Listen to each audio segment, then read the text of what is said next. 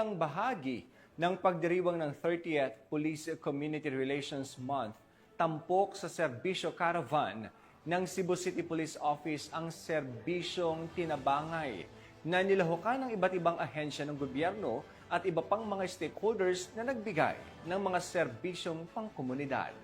Ang kabuuan ng balita mula kay Pacho Woman, Annalyn Canog.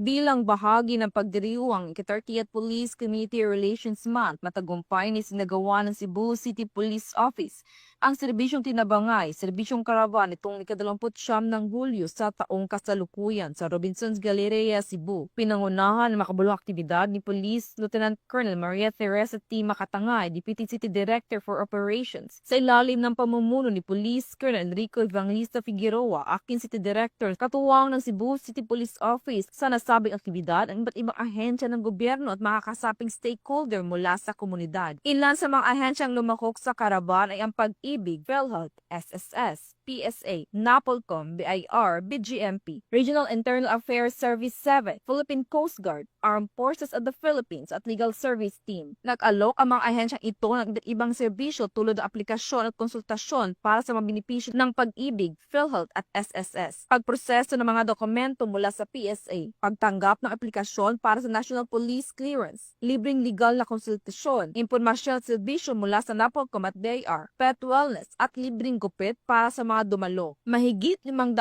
mamamayan at mga mamimili sa mall na nakinabang sa iba't ibang serbisyong inalok sa caravan. Ito ay patunay ng dedikasyon ng Cebu City Police Office na gawing abot kamay ang serbisyo ng pamahalaan at isulong ang kultura ng pagtutulungan, pagkakaunawaan at pagtitiwala sa pagitan ng pulisya at ng publiko. Mula dito sa Cebu City, ako ay yung PNN correspondent, Patrolwoman Annalyn N. Canoog, alagad ng batas, tagataguyod ng Balitang Pulis.